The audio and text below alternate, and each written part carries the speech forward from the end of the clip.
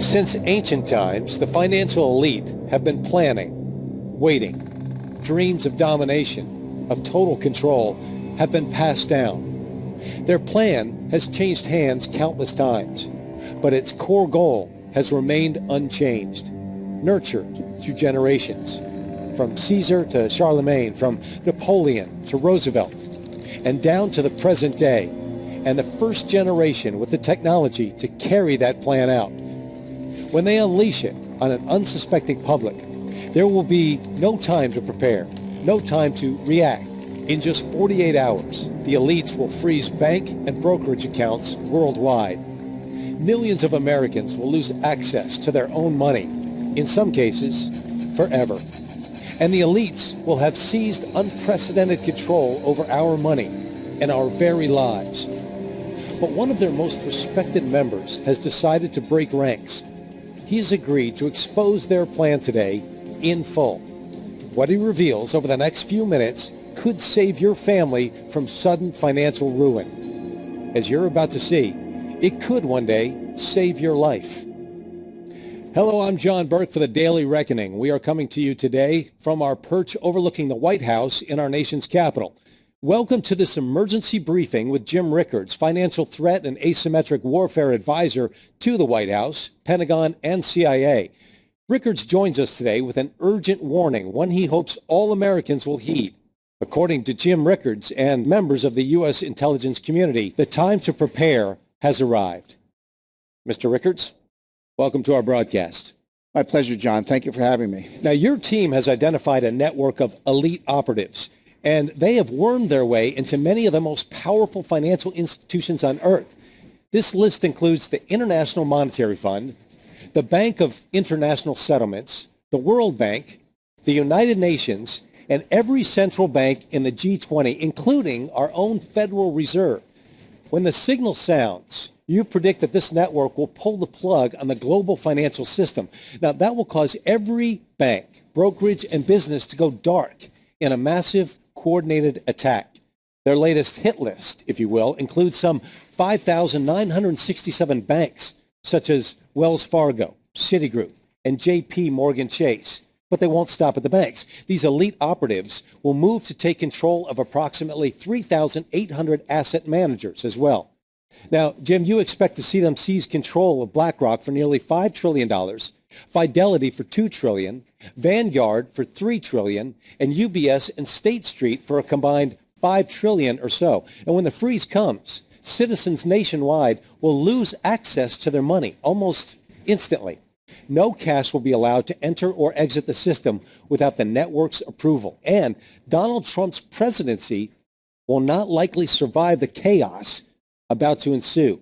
But before we get to the details about this, I want to remind our viewers of your background, Jim. In the 1970s, you helped the White House to craft the petrodollar accord. Your actions helped to save the U.S. dollar and the oil embargo and sidestep war in the Middle East. In 1981, you helped the Reagan administration negotiate an end to the Iran hostage crisis, saving 53 American lives. In the 1990s, you helped the Fed wind down long-term capital management, averting a collapse of the global financial system. After 9/11, the CIA recruited you to assist on a counterterrorism project called Project Prophecy. You created a system to detect terrorist attacks before they happen by decoding complex financial signals. In 2006, Prophecy detected a looming terrorist attack in London. Officials were able to intercept the attackers, saving countless lives. That same year, you began warning our intelligence officials in Washington of a looming financial crisis. In September 2006, the CIA circulated your warning among its senior staff. Your full thesis appeared in the CIA's official journal, Studies in Intelligence. That material remains classified. However, on August 24, 2007, you shared the same warning with officials from the U.S. Treasury Department. You even supplied Treasury with a plan for averting the crisis called Proposal to Obtain and Manage Information in Response to Capital Markets Crisis. Unfortunately, Washington failed to act on your warnings in time. The result was the worst financial crisis since the Great Depression.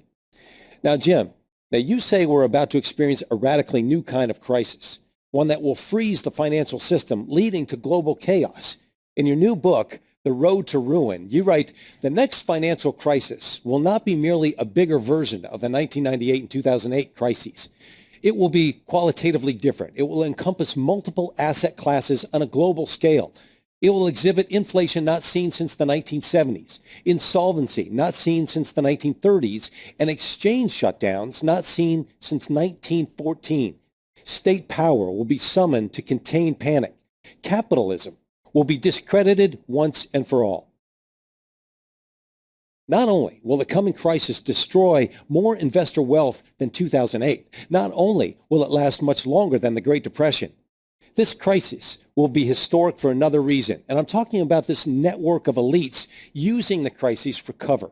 At the appointed hour, they'll launch their attacks, and the financial system will go dark worldwide. Trillions will vanish instantly, and in many cases, permanently. And hundreds of millions of Americans will be cut off from their own money for months or even years. Now, this sounds like the biggest confiscation of wealth in history. There's no doubt. So, Jim, let me ask, could you please share with our viewers where this threat is coming from and how to prepare? Let's start with some background and context, because I know this must sound hard for some viewers to believe. I was having dinner with a friend not long ago in New York City. We met at a place called Oriole, which is in Midtown. My dinner companion that night was a senior advisor to BlackRock. As you may know, BlackRock is now the largest asset manager on the planet. It directly manages $5 trillion in assets, and it oversees another $11 trillion through its Aladdin platform. That means one firm controls more money than the GDPs of China, Russia, and Japan combined. Anyway, my dinner companion happens to work directly for BlackRock's CEO. As we nursed our white wine and the evening wore on, she let something slip. If I remember her words, she said something like, "They want to tell us we can't sell." What was she talking about? Who was she talking about? I placed a few calls, first to my contacts in Washington, then to a few people on Wall Street. Soon I was on a plane for a series of meetings to London, to Geneva, back to New York, then down to South America. As I began connecting the dots, a pattern emerged. It revealed a network of more than 189 individuals positioned inside the world's major financial institutions. Some of them hold senior positions inside the IMF, World Bank, and every central bank in the G20, including our own Federal Reserve. These elites share one vision, and they're about to make it a reality. That vision is one world order, one world taxation, and one world money. They've worked for years behind the scenes preparing to realize that vision. They've literally rigged the laws of international finance. Everything is basically in place right now, and there's essentially no way to stop this from happening. When the crisis hits, they'll flip the switch, freezing the global financial system. That will give them time to reset the world economy according to their vision. As the coming crisis unfolds, President Trump will be powerless to stop it. In fact, trying to stop them would probably weaken the president's power altogether. That is amazing, Jim, really. So what did these elites want from your contact at BlackRock? Basically, they want to classify BlackRock as too big to fail. The technical term is Systemically Important Financial Institution, or SIFI. That designation normally applies to banks, such as Bank of America. If your bank gets the SIFI label, it means the government will bail you out first in a crisis. But it also means you must turn over control of your bank until the crisis subsides. In this case, they're trying to reclassify BlackRock, an asset manager, as too big to fail. If they succeed, they'll be able to freeze BlackRock when the crisis hits. BlackRock clients won't be able to sell. They won't be able to buy either. Their accounts will go dark indefinitely. And the elite operatives will take control of BlackRock's assets remotely via the internet. But our research shows that their ICE 9 plan goes much, much deeper than that. Now, you refer to their plan as ICE 9. You just said that. What does that mean? It's a reference to the Kurt Vonnegut novel, Cat's Cradle. In the book, a mad scientist creates a new form of water molecule called ICE 9. When it comes in contact with other water molecules, it freezes them at room temperature. One drop of ICE 9 can freeze the whole ocean. And that's what these elite operatives are about to do to the world economy. Now, can you share with our viewers exactly who these operatives are and what their ultimate goal might be? Like I said, John, more than 189 elite agents have slowly wormed their way into leadership positions across the board. They now sit at or near the head of the IMF, the World Bank, and even our own Federal Reserve. They also control much of what happens at the central banks of China, Russia, India, Brazil, Canada, and Europe. As you know, these institutions form a kind of global superstructure. It forms a kind of snare net encircling all nations. Their leaders aren't democratically elected. They're not accountable to you and me. They're beyond the reach of government and citizens, and yet they hold the fate of the global financial system in their hands. To get a sense of how they operate, imagine an array of floating spheres. One sphere is labeled IMF. One is labeled Fed. One is labeled Bilderberg. One is labeled Wall Street. One is labeled central banks. One is labeled intelligence agencies. One is labeled media, and so on. The elites inhabit all of these spheres, and together the network forms a kind of 3D Venn diagram. As I see it, regardless of what sphere they inhabit, the elites all share the same vision: one world order, one world taxation, and one world money. All of their actions are geared toward moving that agenda forward. Now, are you able to share the identities of these elites with our viewers? We've identified more than 189 individuals who are in many cases hiding in plain sight. Regardless, they all share the same vision: one world order, one world taxation, and one world money.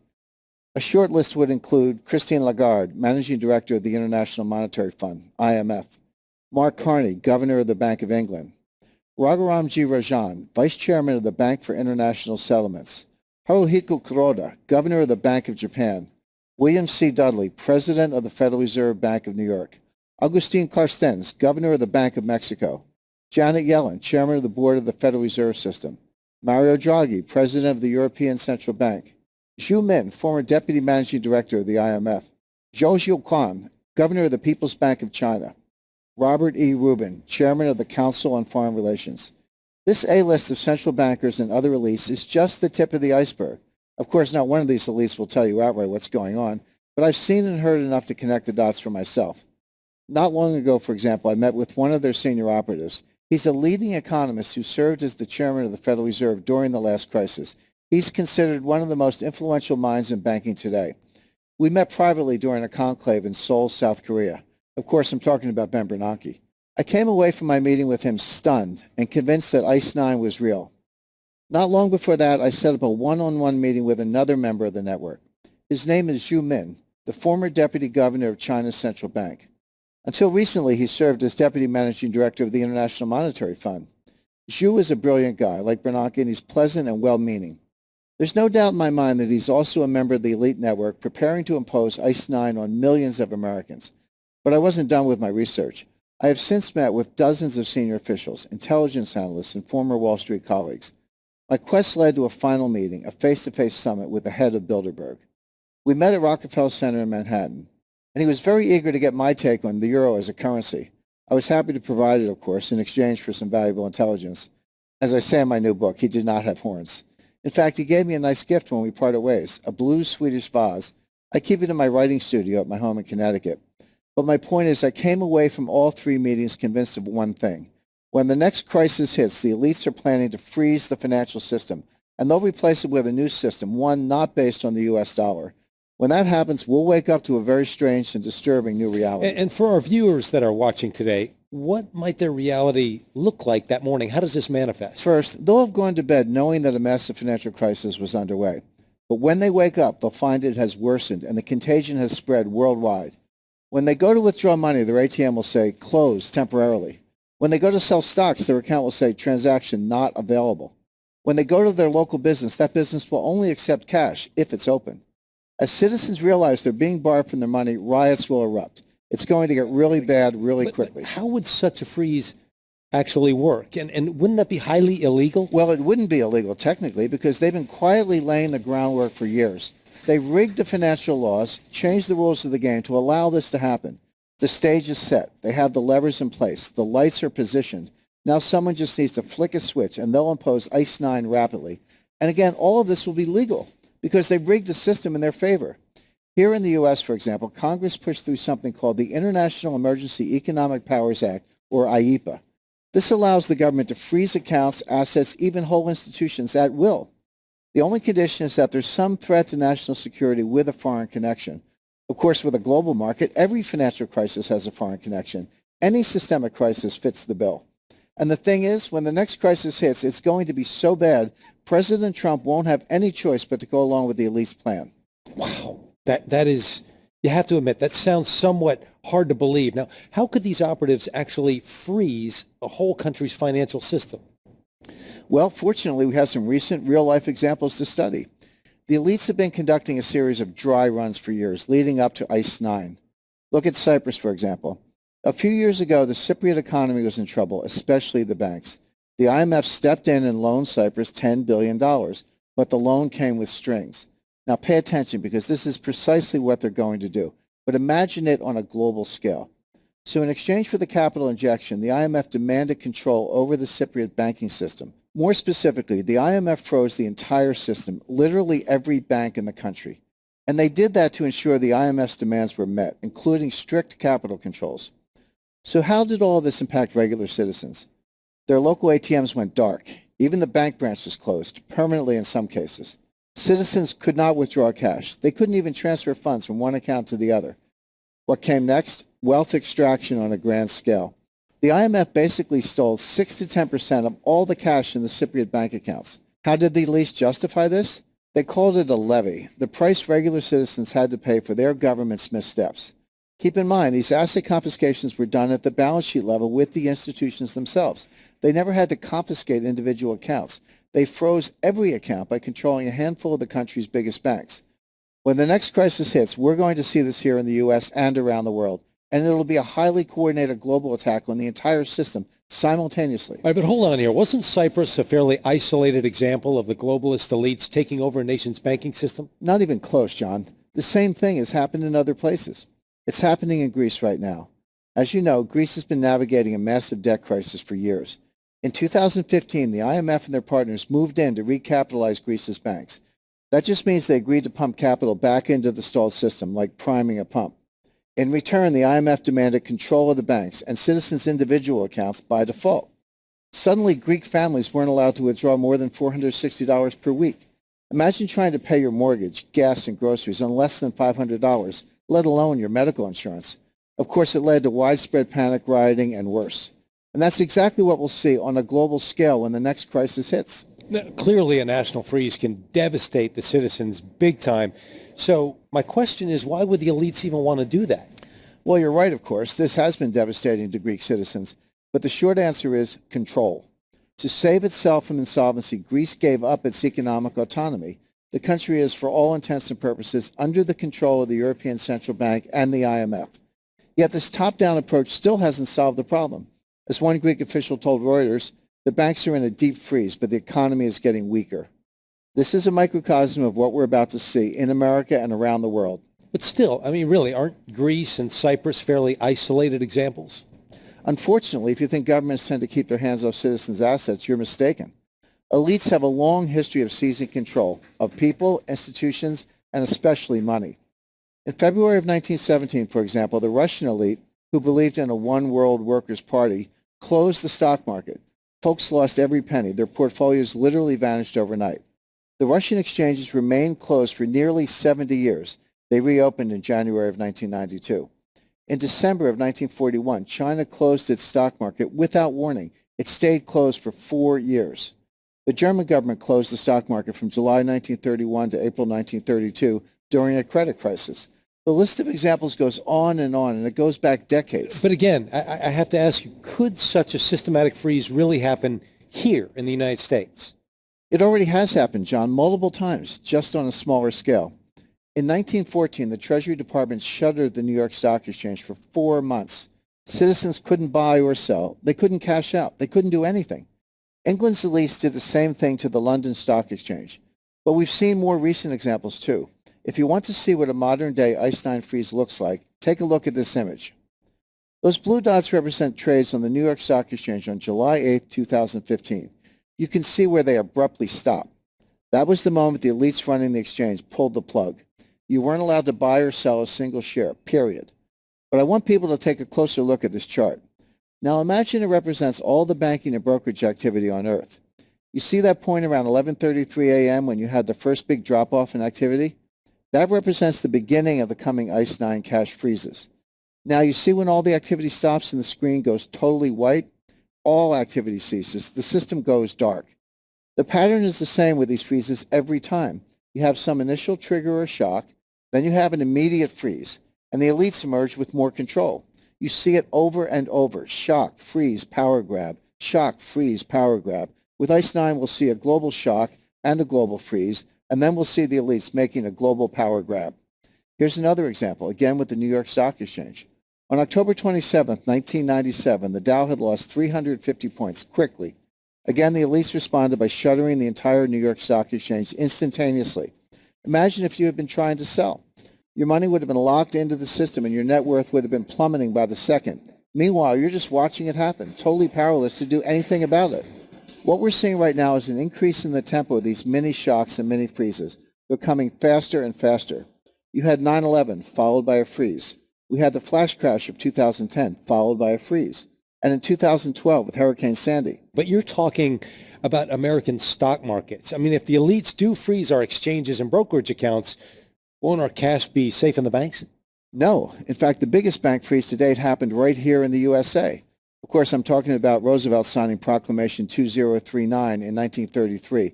With one stroke of his pen, FDR shuttered every bank in America. A few weeks later, he followed up by freezing the entire gold market. Executive Order 6102 literally outlawed citizens from owning gold. That freeze lasted 41 years until Gerald Ford ended that freeze in 1974. When the coming crisis hits, we'll see this repeated on a larger scale through the IMF, World Bank, and the Fed. Again, there will be nothing the White House can do. They have no direct control over the institutions that will carry this out. Not even the U.S. president can control the Fed. Same with the IMF, the World Bank, the Bank of International Settlements, or the People's Bank of China. When the crisis hits, it will likely be bad enough that Trump would get on board anyway. But it won't be enough to save his presidency. Even if he survives his first term, he won't get a second one. But we really haven't addressed one important factor here. Now, you say the elites will need an excuse to impose ICE 9 on America, and that excuse will come in the form of a massive financial crisis, much worse than 2008. And you say that this crisis could come within the next 6 weeks. Regardless of the actual day it hits, you say the coming crisis is unavoidable. So please explain to our viewers what you mean by that exactly. In the aftermath of the 2008 crisis, the Pentagon recruited me for another special project. Our goal was to create a new system for modeling and predicting systemic financial collapse. I received an invitation to a classified meeting at the Los Alamos National Laboratory in New Mexico. This meeting occurred on April 8, 2009. In attendance were several of our country's leading physicists and national security experts. We met at Los Alamos for an important reason. The lab there houses the most powerful modeling systems on the planet. They're running predictive modeling simulations on everything from weather events to nuclear chain reactions. Los Alamos National Laboratory takes a system-based approach to predictive modeling. Their computers don't look at events in isolation. They look at the whole system, how the events interact with each other. It's a relatively new branch of physics called complexity theory. You can look at the approach in a number of different ways. It's like seeing the forest for the trees. It's like understanding all the dominoes in a chain reaction. Let me give you an example of this approach. Let's say you have 10 dominoes lined up on a table, and you have 2 observers. One observer, Joe, sees all 10 dominoes from the beginning of the experiment. The second observer, Sally, can only see 1 domino, the 7th in the series. Looking at domino number 7, Sally can still make plenty of observations. It appears stable, for example. It also appears just as likely to fall in one direction as the other. She can study it for years, and she can assume it will never fall. On the other hand, Joe sees all 10 dominoes, including number 7. So one day a force comes along and tips domino number 1 into domino number 2. At that moment, Joe can tell you with near 100% certainty that domino 7 is about to fall. Sally, on the other hand, continues along blissfully unaware, yet with total expertise when it comes to domino number 7. She just can't see how it fits into the system of dominoes, and she can't see the inevitable event coming. When domino 7 falls, Sally is caught almost completely unaware. Well, in essence, Sally represents the mainstream economists and media pundits. Joe represents the approach we developed at Los Alamos National Laboratory. And I've since refined that approach into an advanced threat detection system called Los Alamos Multi-Factor Projection, or LAMP, LAMP. LAMP uses advanced computer assisted modeling and systems-based analysis to shine a light on systemic risk. And it can show us for the first time all the dominoes at play in the world financial system. You can look at our economy like a very long series of dominoes. Some run north-south, some run east-west, but they all interconnect at some point. Together, they form a complex system. Our Los Alamos multi-factor model was designed to analyze that system. So what are we seeing from our analysis? In complexity terms, our system has entered into a critical state. The dominoes have begun to fall, and the next crisis is now inevitable. And when that crisis hits, the elites will impose ICE 9 freezing the world financial system. You've shown us how they've rigged the system in their favor. And when the coming crisis hits, they'll simply flip a series of switches, freezing the whole system very rapidly. And your system indicates that the dominoes have already begun to fall. So can you share with us some of what those dominoes might be? The first domino shock hit on October 15th in 2014. Between 9:33 and 9:45 a.m., liquidity pretty much disappeared in the Treasury market, and that's the most liquid market in the world. Inside of about 6 minutes, yields tanked 16 basis points from 2.02% to 1.86%. Over the next 6 minutes, yields jumped back up to 1.99% before ending the day around 2.14%. The Treasury market is enormous. It moves like a glacier, not an avalanche, but this was an historic anomaly. As JP Morgan CEO Jamie Dimon said, Treasury securities move 40 basis points, statistically 7 to 8 standard deviations, an unprecedented move, an event that is supposed to happen only once in every 3 billion years or so. This was no random event. This was a domino. This was exactly what you'd expect to see when a complex system goes critical. Let's take a look at domino shock number 2 now. For years, investors were loading up on Swiss francs as a safer alternative to the euro. The demand drove the franc higher. This created pressures in the Swiss economy, mainly by driving up the price of Swiss exports. The Swiss tried to control demand by pegging the franc's value to the euro. The idea was to make both currencies equally attractive and keep investors from piling into francs. But once the European Central Bank started talking about quantitative easing, the Swiss got nervous. And on January 15, 2015, the Swiss Central Bank shocked the world and scrapped the franc to euro peg. The Swiss franc, a major currency, mind you, soared 20% in 20 minutes. We've never seen anything quite like it. The real losers were the Swiss stockholders. They took a 10% haircut almost immediately. Even the big safe companies nosedived. Credit Suisse lost 11% in a matter of minutes. The elites took control and triggered a bloodbath. Basically, they made it worse. Are there any more examples of these domino events that we should know about? Between August 10th and August 31st of 2015, the Dow tanked 11%. Here's what actually happened. In August of 2015, the Chinese central bank decided to devalue the yuan. Again, they wanted to keep the currency cheap to drive Chinese exports. So they devalued about 3.2% over 2 days, a huge move for a major currency. What happened next? The Shanghai Stock Exchange plunged 43%, erasing $3 trillion in Chinese investor wealth. Then it rippled across the Pacific and wiped out another $2.5 trillion here in the U.S. It caused similar panic across Asia, Europe, even South America.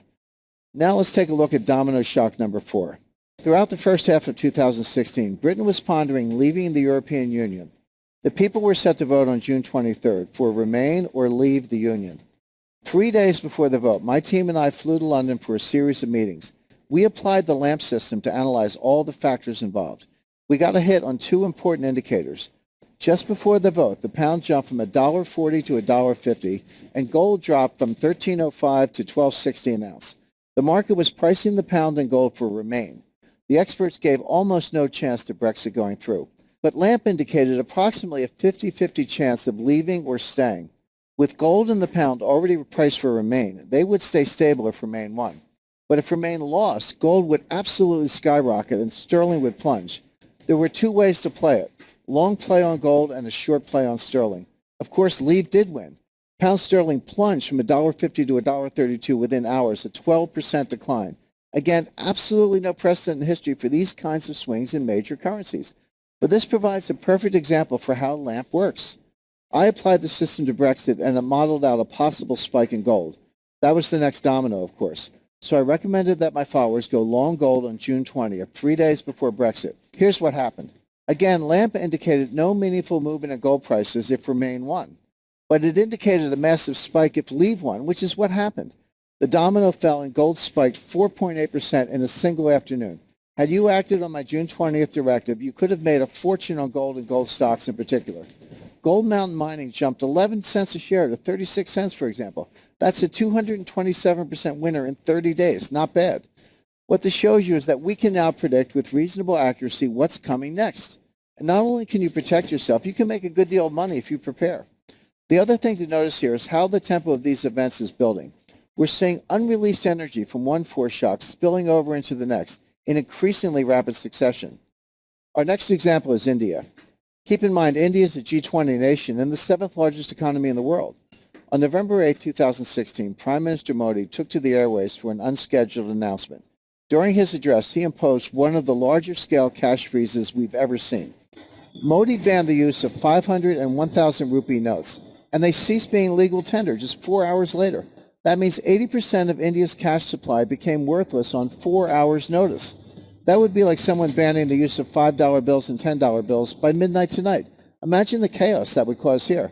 Of course, the Indians didn't have to imagine. If I could read this quote from the BBC, the 500 and 1,000 rupee notes in every man and woman's pocket were suddenly redundant. People started flocking to banks and ATMs to withdraw cash or exchange the old notes. The queues are long and people are short of cash. Even buying daily essentials like milk and bread has become difficult. Police have had to be called in at some banks and ATMs to calm tempers. The government's publicly stated aim was to end corruption. That's what they always say. The real aim was wealth extraction and total taxation. Until the cash freeze, some 90% of India's economy ran on cash and private peer-to-peer transactions. The government couldn't get its cut of those transactions. Going forward, that won't be the case. So again, forget what they're saying on TV. This is really about control and wealth extraction. Of course, the local currency, the rupee, dropped through the floor when this news hit.